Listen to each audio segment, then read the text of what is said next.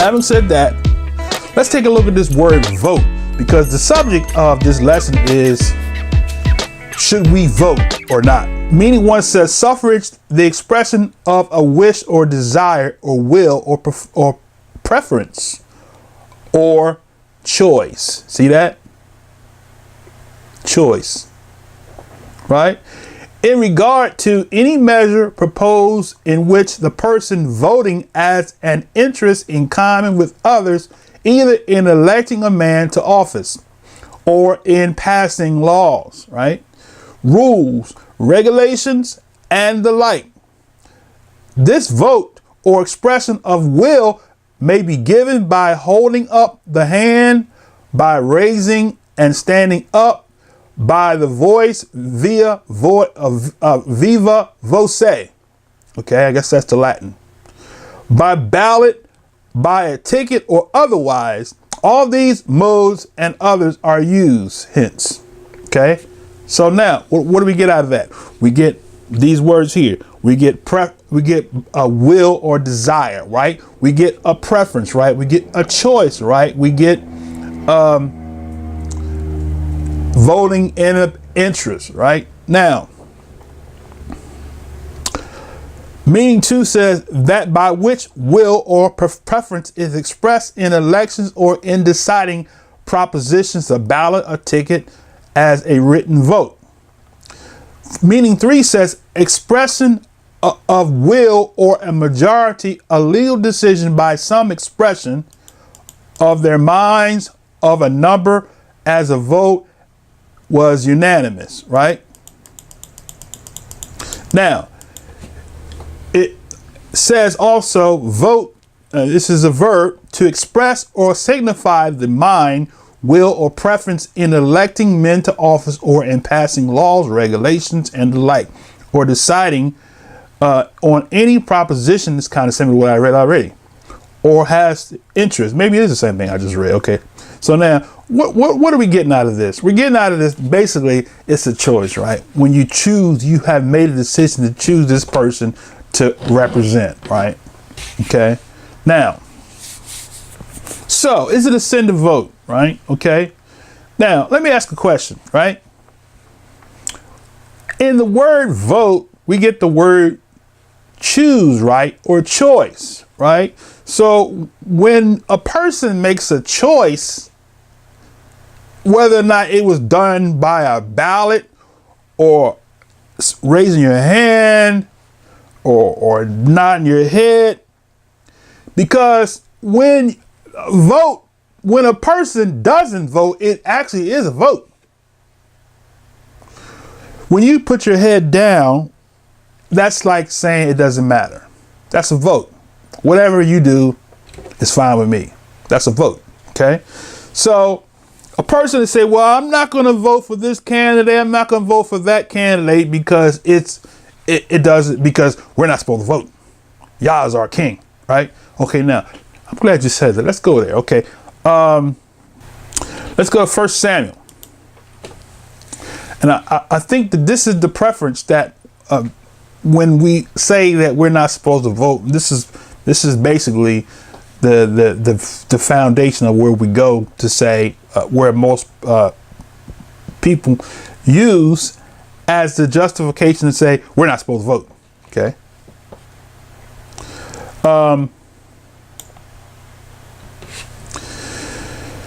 Now, Samuel 8:1. Okay. And it came to pass when Shemuel, or Samuel, was old, that he made his sons judges over Israel. Now, let me ask you a question. These people that Samuel made judges over Israel, was it a dictatorship, or was it a what's the word I'm looking for? Or was it a poll taken by the people of Israel, right? Okay. So here we see that, no, it was not a poll. The people didn't have a choice. They had to accept, because because Samuel was the prophet, right? So when Samuel said, when he got old, he said he appointed, right? When he was old, he made, I'm going to give it to you in the Hebrew, it's Simsum Ayith, which means he put, right? That's Simsum, or put. He put, he made the decision, right, to put his sons, right, to be judges, right? And the word for judges is shaphat, or judges, or people who were to judge Israel, right, on the basis of the government of the Most High for the nation, right? So he appointed his sons, right? Israel didn't have a choice to choose whether we're going to follow these people. Samuel appointed his sons to be judges over the nation. And watch what happens here. Now, the name of the firstborn was Yael, or Joel, Yael, and the name of the second was Abiah, right? They were judges in Beer-sheba, right? Verse 3, and his sons walked not in the ways. His sons walked not in the ways, but turned aside after lucre, right?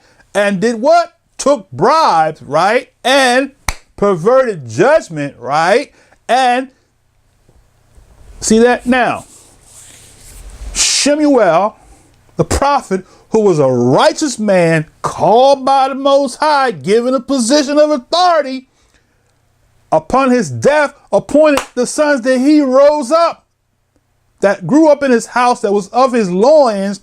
He appointed them to be judges. He raised them up in righteousness, brothers and sisters. But these brothers, these sons, it said, the sons walk not in his ways. Huh? We're talking about choice. So now Israel did not choose these people, but the man of the Most High chose them, but they didn't walk in his ways.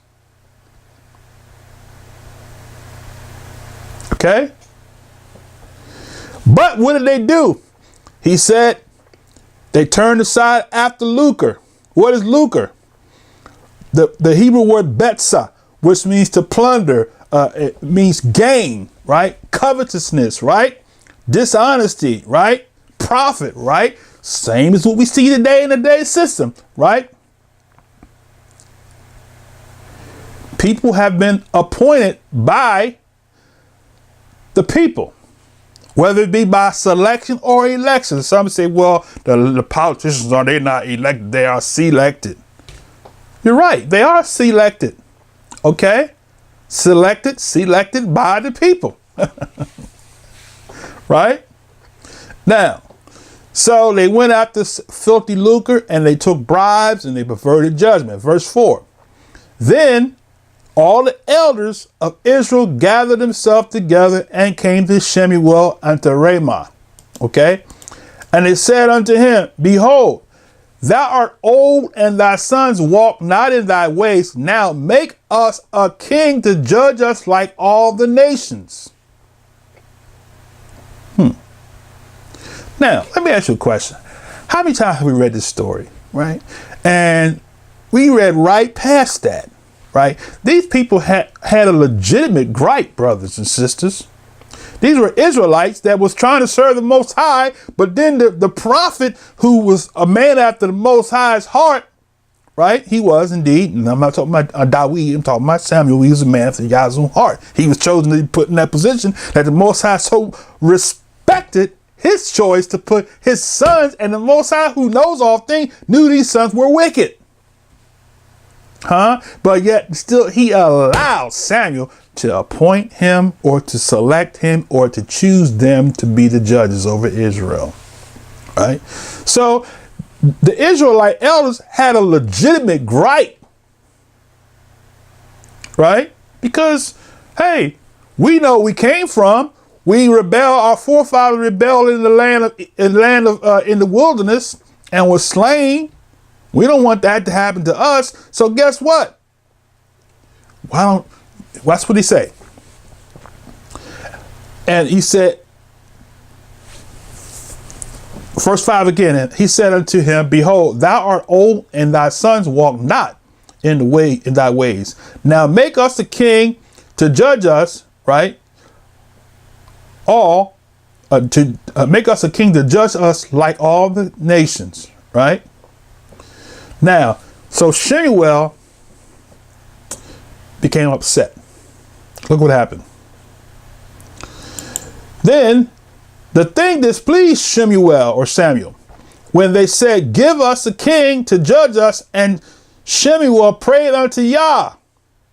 Verse 7. And Yah said unto Shemuel, hearken unto the voice of the people.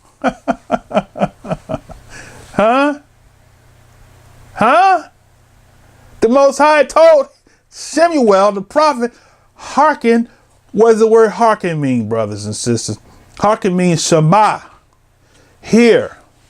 Right? Listen. The people had a legitimate gripe. The man had placed his sons, who was straight wicked and who was a taskmaster. They wanted somebody who was righteous over them.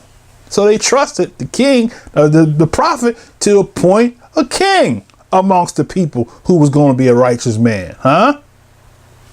Right? So now we're still talking about whether or not we should vote. We get finished with this lesson. You make your decision whether or not you should vote or not. Okay. Now,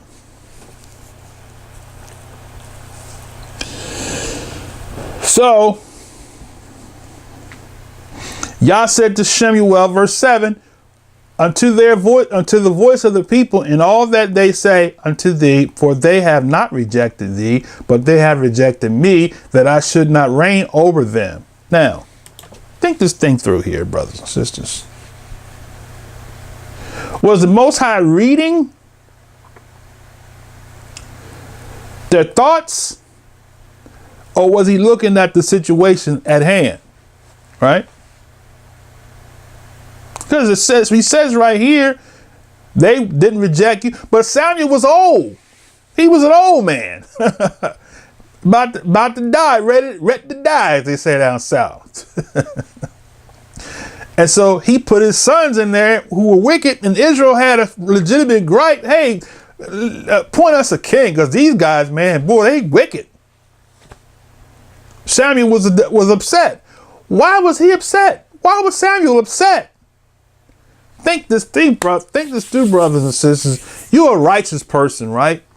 And then you put your sons over Israel, right? And they wicked. And the people come to you and say what they said. Hey,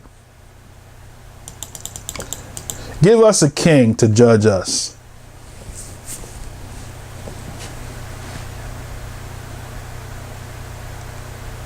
Were they rejecting Samuel? Or were they rejecting the Most High? Or were they rejecting the men who was straight wicked and who was after filthy lucre? That's something to think about.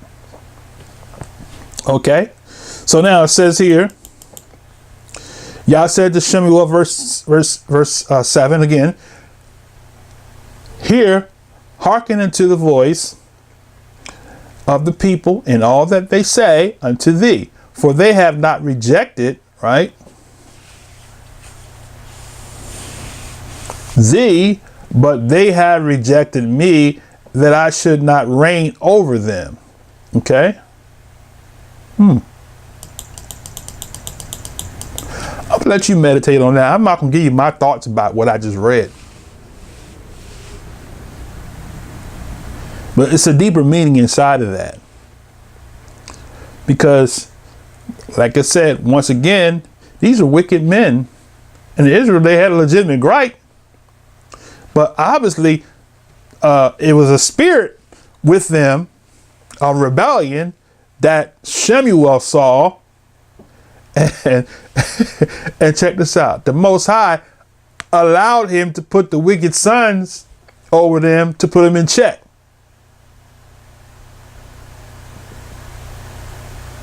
Think about it. The Most High wanted Israel to go under the hands of the wicked sons. And when they rejected that, they said, you are rejecting me. We don't want to be under somebody that's going to whip us into shape. Most High is smarter than we are. He knew what we need, or what we needed then, and he knows what we need now. We want somebody that will hold our hands and gonna make life so wonderful for us. And then once life is wonderful, right, then what we do? We go in this transgression, we go into sin, we go doing all the things. But when the Most High allow them wicked people to be in office, guess what it does for Israel, right? It makes us stronger. It makes us pray. It makes us stay on our toes, because when you got it easy, we have a tendency to get out there, brothers and sisters, and just get buck wild because we got freedom. Huh? Think about it now. So the Most High said what? Now, since the Most High said, since that's what they want, he said, let's, and give them what they want. They want a king. All right. He said, according to all the works which they have done since the day that I brought them up out of Egypt. See that? See? Now it's coming home. He said, at the second half of verse 7, he said, they have rejected me, that I should not reign over them, according to all the works which they have done since the day that I brought them up out of Egypt, even unto this day, wherewith they have forsaken me and have served other deities, so do they also unto thee. See that? So it wasn't about the son's wickedness. See, if we had wicked people ruling us, right, the Most High is looking at us and looking at our heart condition to say, are you going to serve me even though you have somebody who's wicked in the office, who hates you, who under policies and politics, right, they don't care about you, right? Are you going to serve the Most High, right, or not? So it wasn't that he was rebuking them for voting. What he was rebuking them for was, he was rebuking them because they had rebellion in their heart to serve the Most High. That's the transgression. The transgression is not the fact that they wanted a king to elect in office, but the transgression was the fact that they did not want to obey the Most High. It's the same as it was when they came out of Egypt. It doesn't matter who's the president. If you're not going to serve the Most High, you're going to serve the Most High under a good leader or under a bad leader, under a taskmaster or under somebody who's going to stroke you. It goes back to Deuteronomy 30. Most High said, choose you this day. He said, I put before you life and death, blessings and mercy. Choose, right? What? Life, right? This is what he's talking about. This is what the Most High was talking about to the prophet Shemuel. In Joshua 24, he says, let's go to Joshua 24. Let's read Joshua 14. 24:14. Now therefore fear Yah and serve him sincerely and in truth, and put away the deities which your fathers served on the other side of the flood and in Egypt, and serve you Yah. See that? That's what the Most High is saying, right? We can go through. This is not about voting. This is about Israel's rebellion.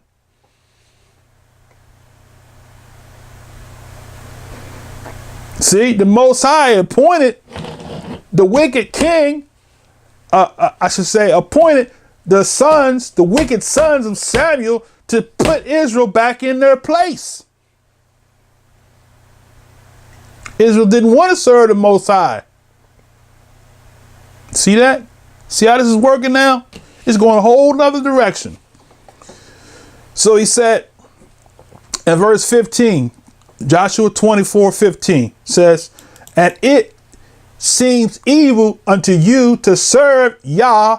Choose you this day whom you will serve, whether the deities which your fathers served that were on the other side of the flood, or the deities of the Amorites in whose land you dwell.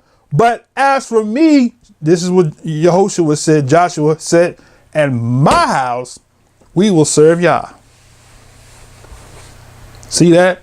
So that's what we're dealing with. We're dealing with a people who the Most High has called to serve him. Right? He said, enter into his gates with thanksgiving and into his courts with praise. Serve Yah with gladness. That's all he's looking for, huh? He's looking for us to serve him in gladness, right? Okay? That's what he's looking for. A broken and a contrite spirit, right?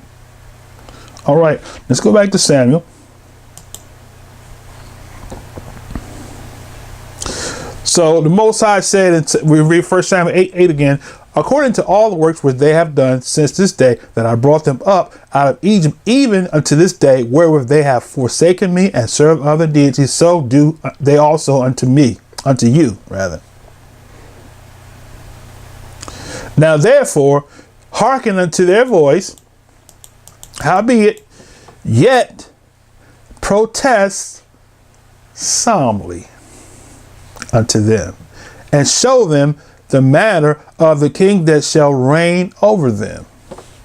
Okay? Interesting. So the Most High told him, listen to their voice now, give them what they want. But, howbeit, surely, but, only, what? Only protest, or ood, which means to protest. It says to protest.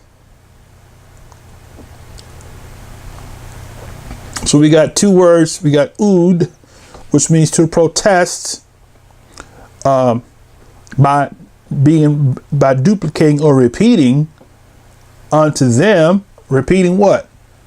The words in the book of the law. Right? And show them the manner of king that shall reign over them.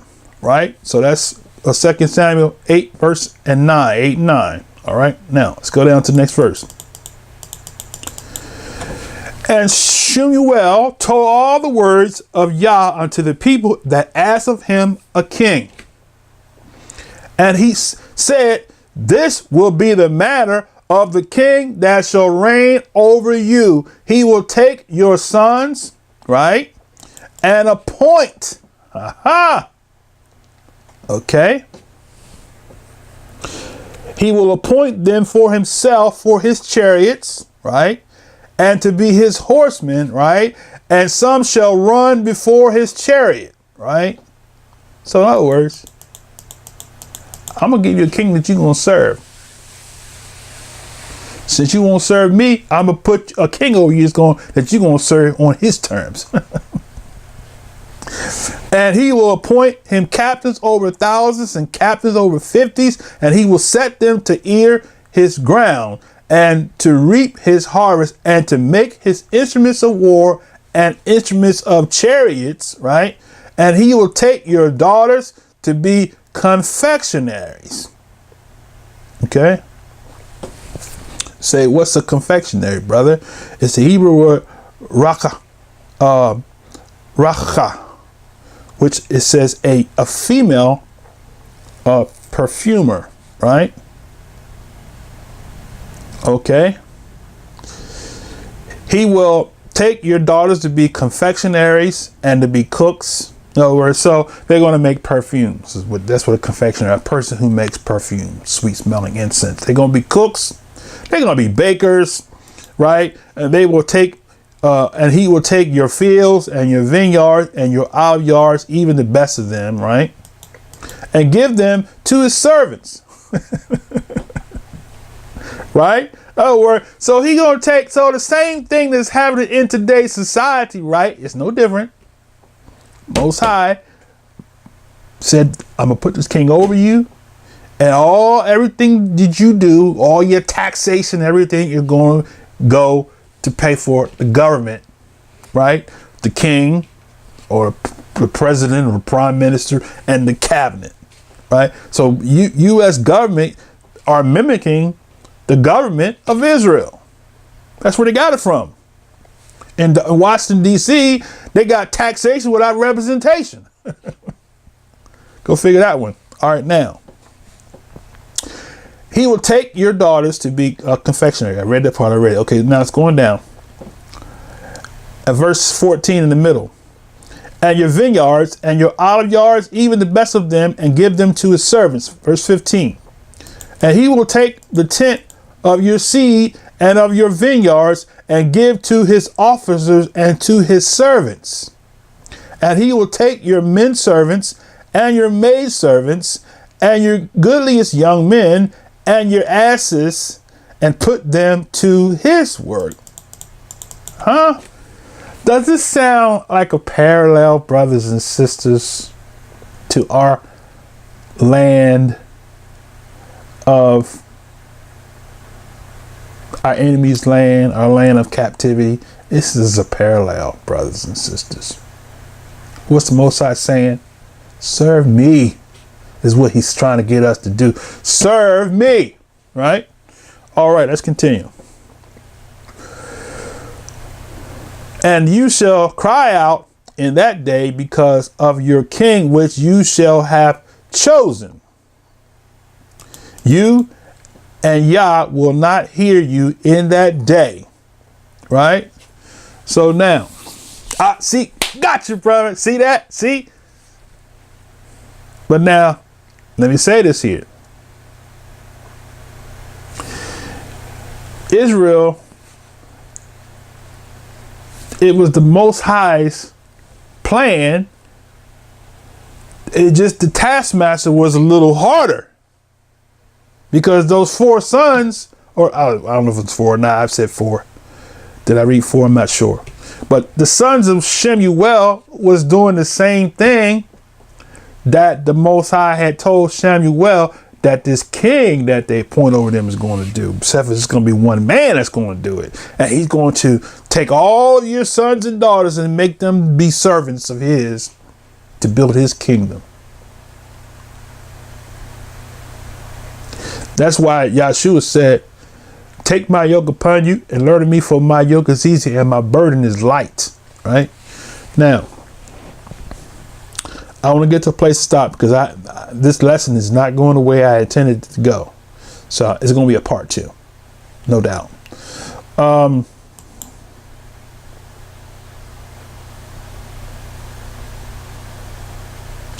18 says, and you shall cry out in that day because of your king, which you have chosen, right?